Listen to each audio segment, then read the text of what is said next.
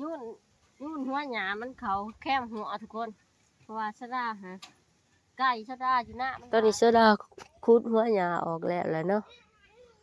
นี่ชะดาอะไร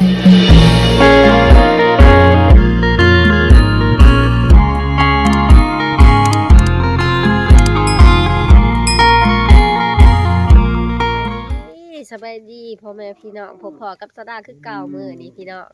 ยิกดีตอนห้าเขาสู่สองผู้ละดาสาวราวคือเก่าเด้อพี่น้องมือนี้ชะดาสีผ้าพ่อแม่พี่น้องมาเห็ดสวนผักเนาะทุกคนเนาะ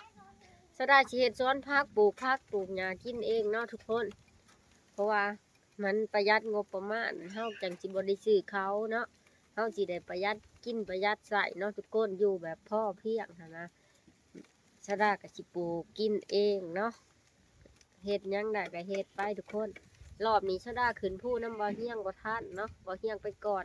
รอบหน้าพุ่นแหละแล้วก็สิมาเฮ็ดสวนก่อนทุกคนสวนพักแล้วพุ่นแหละจึงสิได้ขึ้นป่าเนาะจักสิจักมื้อคนหาก็สิเสียหญ้าเนาะได้ยังได้เสียมได้โจกได้รัวได้ครบเลยนี่อุปกรณ์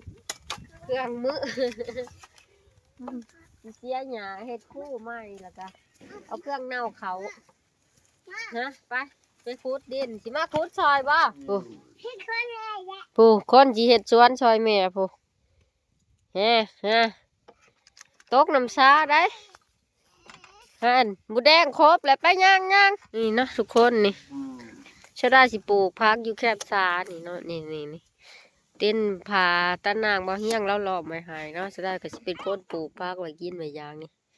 เอาใส่บริเวณนี่เลยเฮ็ดปลูกพักเนาะทุกคนตัวนี้กับบักพริกแมวแล้วปลูกแล้วเนาะนี่เป็นคุ้มไม่คุ้มนี่บักพริกแมวแล้วปลูกแล้วราสิปลูกพักใส่เต็มนี่มันเบิดเนาะทุกคนเนาะปลูกพักปลูกหญ้านี่เอาเสียหญ้าก็ทุกคน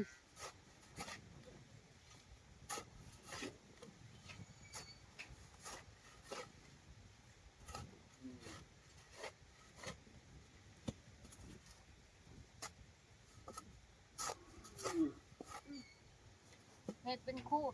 เอานะทุกคนนะ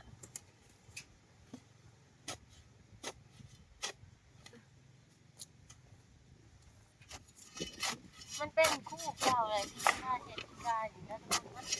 แล้วก็เสียปลูกอีก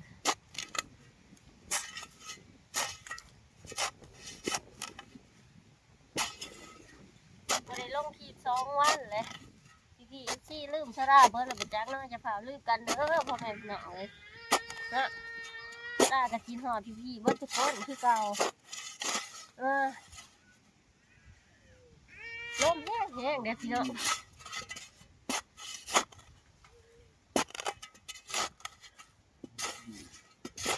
ชะดาคูดแล้วคู่หนึ่งผ่านไปนะทุกคนนะคือว่างามเติบเลยชะดาจะเสียหญ้ามันออกเนาะนี่ได้ละคู่หนึ่งทุกคนชะดายังสิเฮ็ดเขามาอีกเนาะทุกคนนี่เฮ็ดเบิร์ดนี้เนาะแถวนี้ชะดาสิเฮ็ด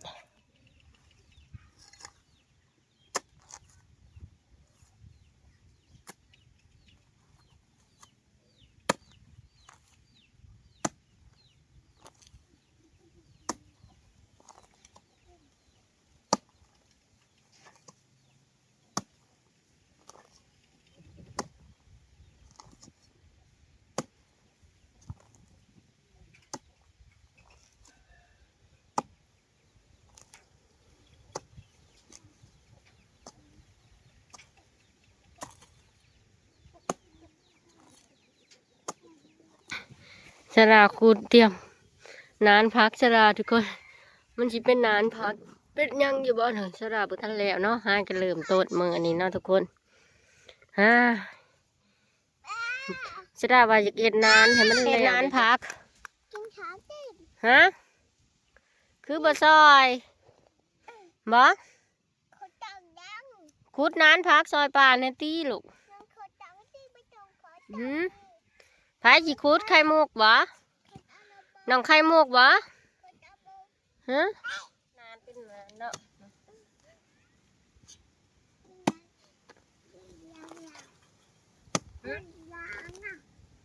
น้องเป็นหยังครับน้องพี่ล่ะ แม่คุดนานพักบ่แล้วนี่มาสอแม่เออแม่ละเออ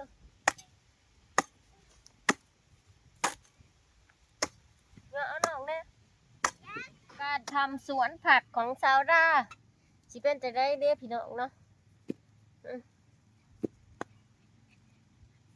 กำลังเริ่มคุดดินพี่น้องสิเอาปูนมาลงก่อนเนาะชาวราจะสิปลูกเนาะ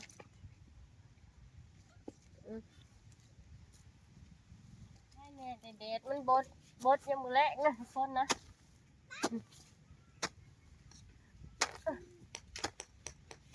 โอ้คุดหัวหยาออกก่อนทุกคนเลย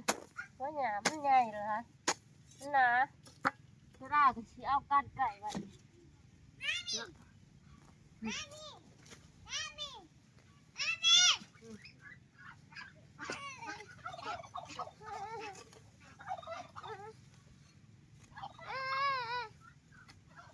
มันเลยโคเป็ดเลย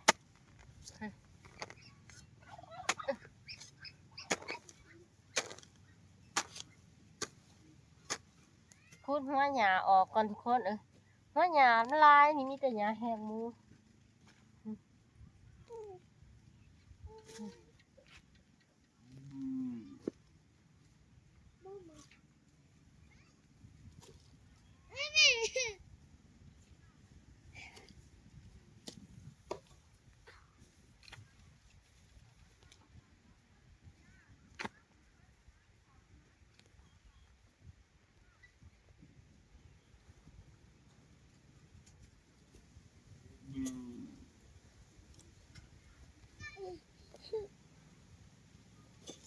เฮ็ดยังล่ะโอ้พี่น้องมันลายแนนจะได้เฮ็ดบ่ดีเนาะ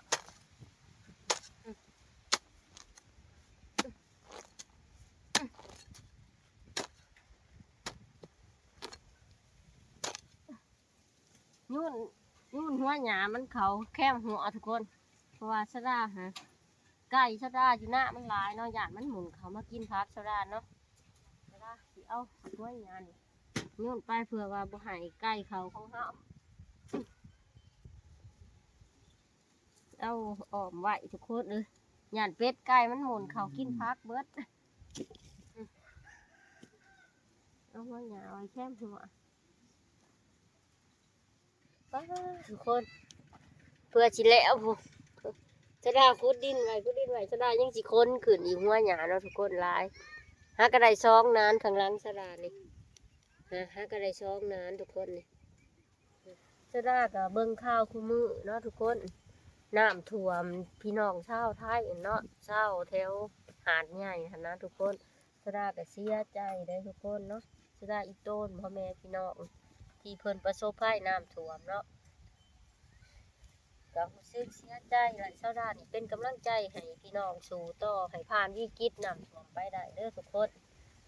ชาวด้าก็เป็นกำลังใจให้อีกแห่งหนึ่งเนาะชาวด้าอยู่ไกลชาวด้าก็อยากไปซอยเรือแม่นชาวด้าก็อยู่ประเทศลาวชาวด้าก็บ่ฮู้สิไปจังไดเลยทุกคนเนาะ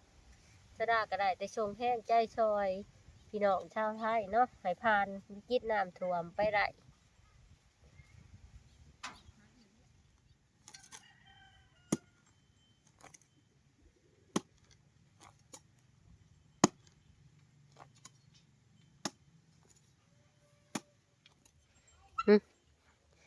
ตอนนี้ชาวด้า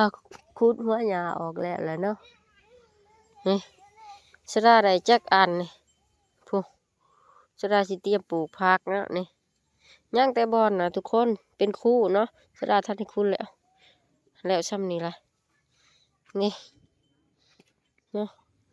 ข้างน้องสาเลยทุกคนชาวด้าสิเฮ็ดการเกษตรปลูกผักปลูกหญ้านี่ปลูกกินเนาะบ่ต้องไปซื้อเขาทุกคนข้างชายังแต่ตัวนี้ชาวด้าสิเสียหญ้าออกอีกทุกคนบ่ทันแล้วปลูกบักทั่วบักแตงเนาะมอนนี่นะเอาให้เอื้อยแม่นละลูกเนาะทุกคนนี่ชาวด้าเฮ็ดนั้นเนี้ยเนาะชุ่มนี้แล้วทุกคนนี่2 4 6 8เนาะใน8ไปซื้อขนมเด้อให้นี่ไปซื้อขนม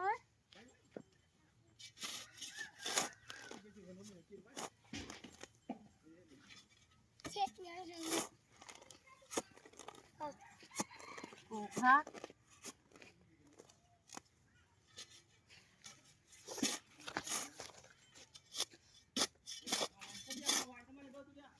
เอ